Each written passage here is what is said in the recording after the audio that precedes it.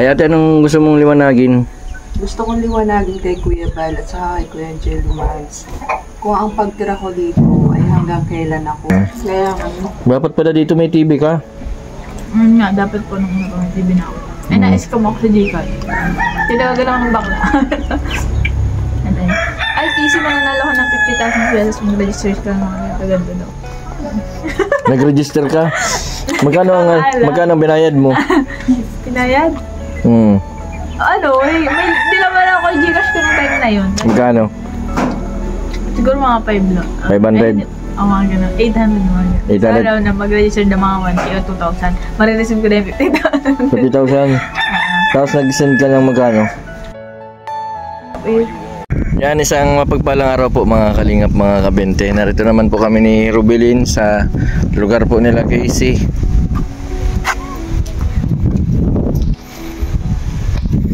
Kumustahin po natin si Casey. Rubilin, kumustahin natin si Casey kung okay na siya. Kasi nung nakaraan na yan, hindi mo kayo umiinom ng gamot. Nung nakaraan po ay huwag mawakan yan, makurinti ka. Nung nakaraan po ay kinuha ko po yung cellphone, pinadala po nung lola. Kuha po ng hindi po natutulog si Casey. Pati yung laptop.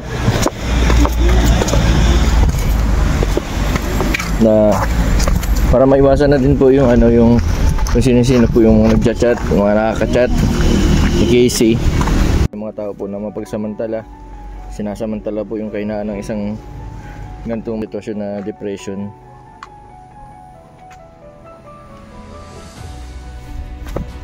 Tandaan lang, Rubilin, at baka madulas ka, baka maagasan. Nababahala din si Rubilin kasi sabi ni Rubilin, lagi pong tinatanong sa akin bakit daw lumalaki ang tiyan ni Casey.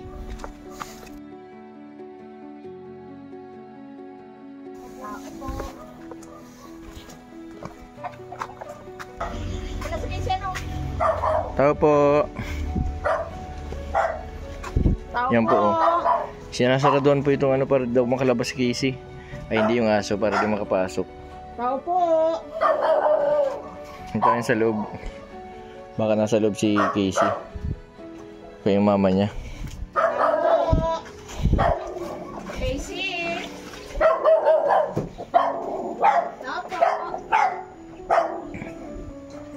Tapo! Ay, ate! Ay, tulog daw. Tulog si Casey. Dami. Ate, kumusta yung yung wifi mo na maayos na? Okay na. Pasok.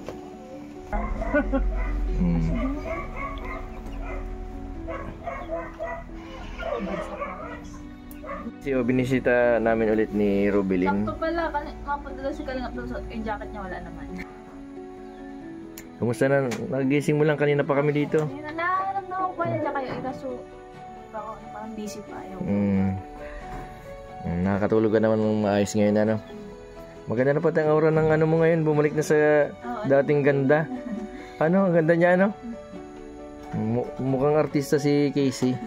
Yan ang pag nakakatulog, pero pag di ka nakakatulog, nako, agad si Casey. Ang gagandahan po dito kay Casey, masayahin siya. Maganda ang mukha ni Casey. Ito sisama ko ito lagi si Rubilin para malibang. Galing kami dun sa kay Ma'am Luz. Kilala mo si Ma'am Luz? Yung teacher. Yung na-depressed din, din ng depression. Pag-detect din ng gamot. Baka di effective. Kung una ka sa akin, hindi man na-effective. Nisusuka ka? Anong naramdaman pag inom mo ng gamot? Ibang lasa? Das na sakit sa ulo? Hindi man. Yung pampatulog, pag ininom mo yung pampatulog na gamot, ilang minuto bago na-epekto? Wala, maganda mo. Anto ka na? Ang importante baga nakakatulog na maayos. Ano nang libangan mo ngayon? Libangan. Kasi unang-una, Mga gadgets, may wifi, yung wala mang ano. yung gadget, yung cellphone, yung laptop, pinadala ni lola mo muna, tapos ni mama mo pansamantala daw habang nagpapagaling ka. Kapag magaling ka na, pag okay na, maibabalik agad yun sa'yo. Casey, si Rubilin naghanap din ng boyfriend. Hanggang ngayon, wala pa nga. Baka nandito sa Kanapawan. Eh baka yung nagkakanta, Rubilin. Kinakantahan ka? Tandado yan. Ha? Matanda din pa. Ay, matanda na pa. May asawa na pala yan. Ay siya? Yan ang ko pinapakin kong dito. Pag wala kang ng music. Itaga-kan. May bahay din pala dyan sa taas, ano? Buti mabait naman sila. Yan nga sa taas. Siya po, dati nung ginagawa ko yung bahay din. Tapos mag-ano yung Nagiinom. normal. Pwedeng hiraman niya ng mga ano. Ayun.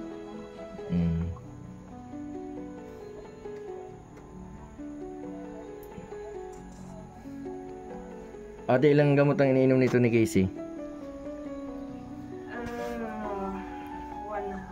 1 half lang.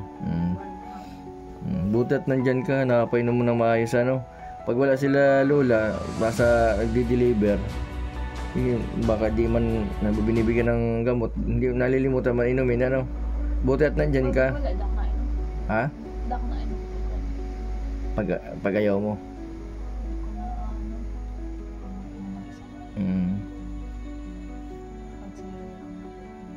Dapat si ina niya, si mama mo. Nainom ka. Nakatago man yung gamot yung sa akin na dati kinuha ko nung nag-imbis na sa kalito. Tsaga-tsaga lang muna, ha. Ay, may babalik din namin yung ano sa iyo. Tinago na muna nila lola ni mama mo yung ano, gadget.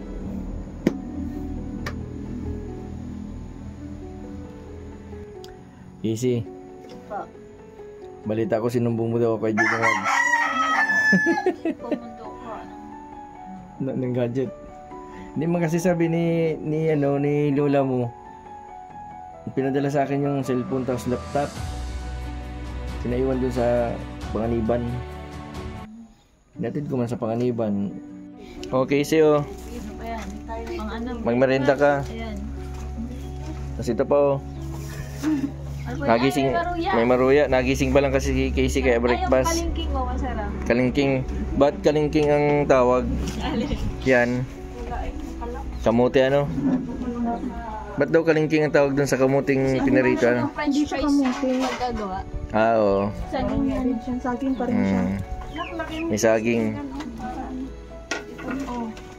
Matimpla kayo ng kayo yung gatas. Wala nga, sa kwarto nilula mo ang heater. Oh. Dating luto na. Akala ko kamote. Saging pala yan? Saging? Alam ko kung ginagantay. Ano? Kamote yung iniwa-iwa, ano? Rubilin, kain ka na, Rubilin. Bawal malipasan ng pagkain. Baka magsalita ka ng tang language. Wala mainit? Wala ako. Yung kagaiba ng sinalita ni Ma'am Luz, di natin maintindihan. Pero may ibig sabihin yun si Ma'am Luz. Pagod ako maglakad. Siguro gayon nangyari kay Ma'am Luz kasi nalilipasan siya ng pagkain. Ano? Ano kang isip? Ha? Ano isip na yan? Buti to si Casey, di nalilipasan ng pagkain. Kaya ano? Dapat pala dito may TV ka. Nga, dapat po nung may TV na ako. Ay, na-escom ako sa Gcash. Tinawagan lang ng bakla. Ay, Casey, mananalo ka ng 50,000 pesos. Mag-register ka ng mga ganito daw. Nag-register ka? Magkano ang binayad mo? Pinayad? Ano, may nilaman ako yung Gcash ko nung time na yun. Magkano? Siguro mga 5 lang. 500? Mga gano'n. 800 mga gano'n. 800? So, alam na mag-register na mga 1K o 2,000. Marireceive ko na yung 50,000. 50,000? Tapos nag-send ka ng magkano? 800 yata po yun. 800 pesos. Tapos anong nangyari? Ano? Parang hindi ko na ginagarak kita akong Tapos nung kinukontak mo yung Yung, kaano mo, kakontak mo, yung sa pro mo, natatawagan mo pa, hindi na. Tapos biglang, nung narinig niyang ginagalitan ni Lolo, nagtigil. Nagtigil. Pero marireceive ko na daw talaga ito. Scam yun.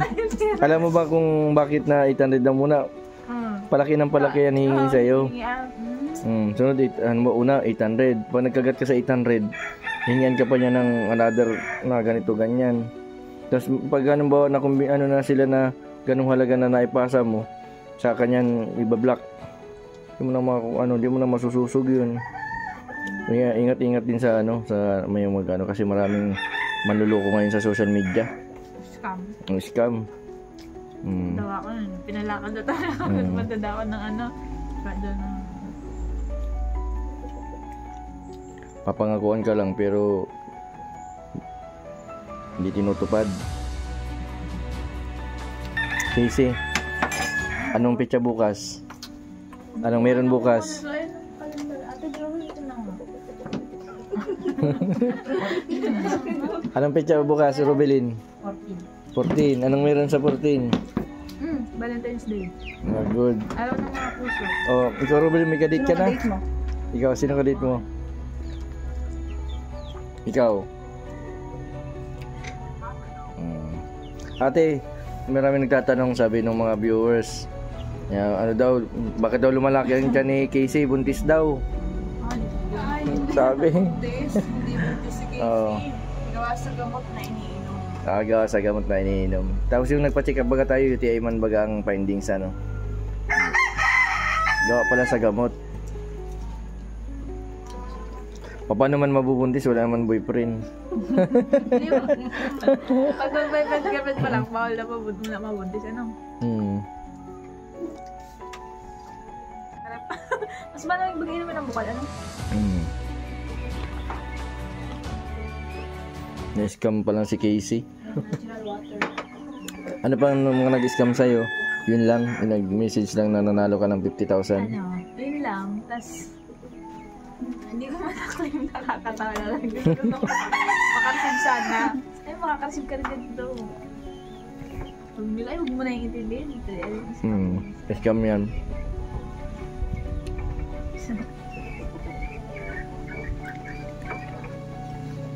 Ano nga po mantangan maulan?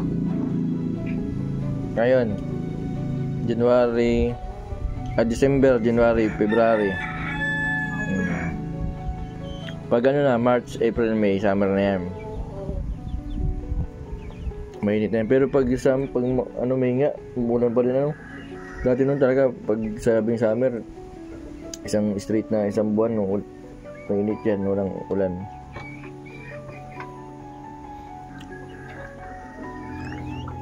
Si Lola Lolo mo, kumusta?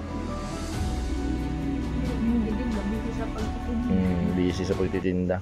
Nasa Kapalongga sila. Kailan mama nag-asin na?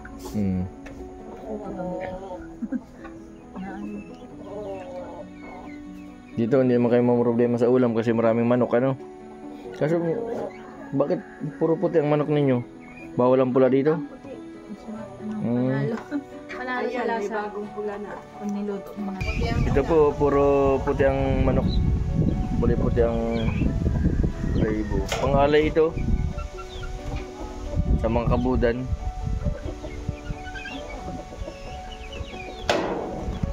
Ang ganda ng mga halaman ni Lola ni Casey. Ay ate, anong gusto mong liwanagin? Gusto kong liwanagin kay Kuya Bal at saka kay Kuya Jello Mads. Kung ang pagtira ko dito ay hanggang kailan ako, gusto kong magkaroon kami ng personal kami mag-usap. Patunayan, ang pagtira ko dito ay kung hanggang kailan. Hindi ko naman na ako nag-picture dito sa akin, anak. Okay, Casey. Kay Casey, inaayos ko pa. Itatanong ko lang sa kanya, gusto ko siyang makausap ng personal.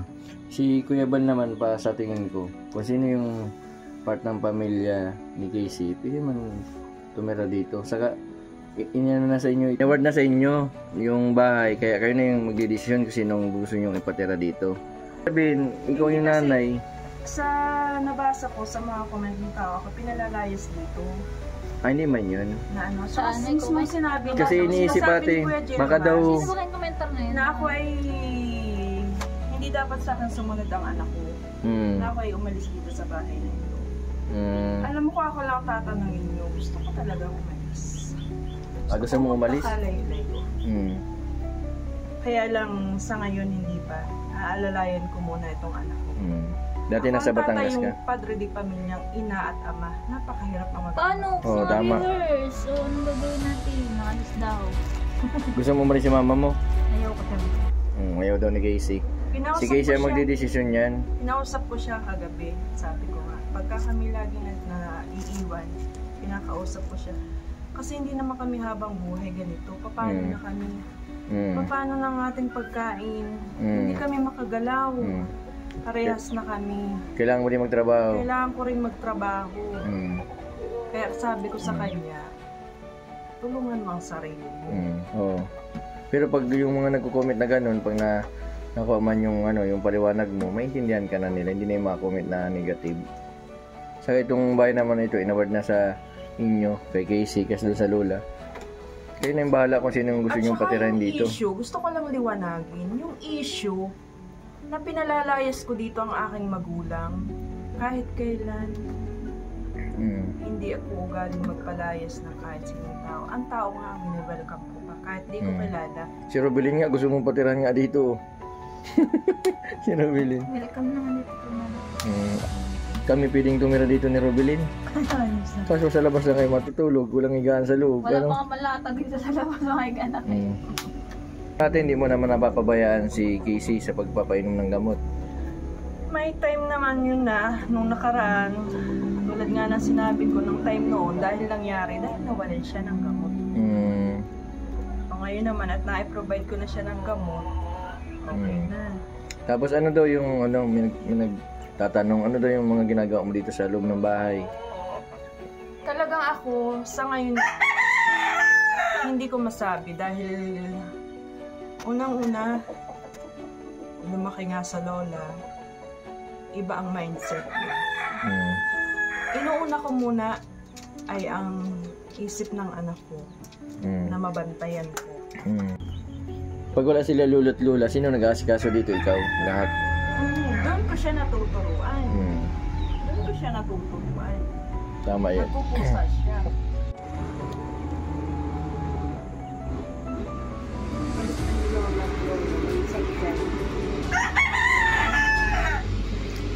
Hirap talaga pag may bantayan, ano? Hindi lang kita yan.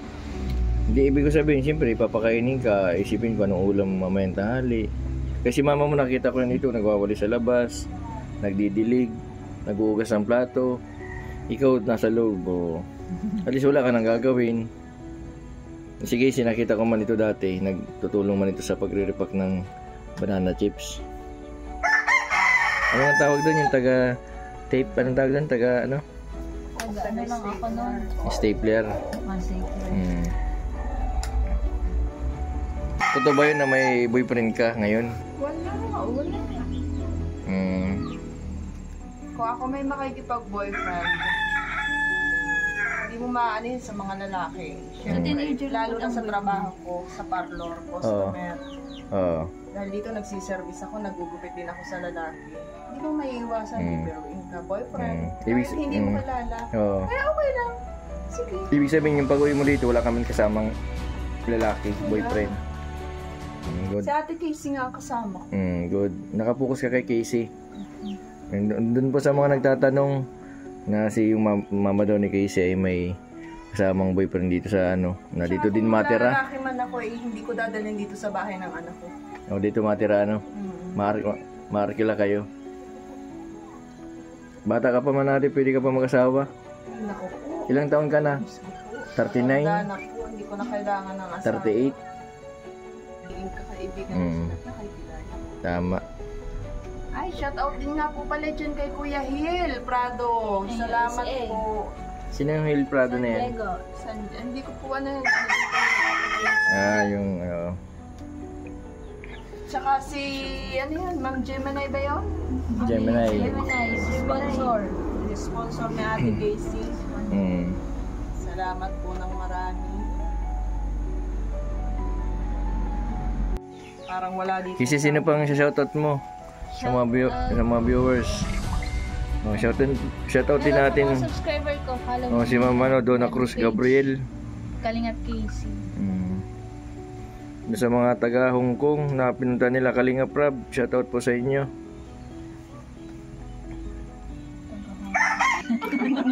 Shoutout din natin yung yung viewers din natin sa Japan, si Ma'am Janet Sadja Usanay. Sana abutin na tayo ng gabi. Kasi mapunta na kami. Dito na po, sige po. Hindi po, na din po kami at tinahanap na po si Rubilin ni Tia.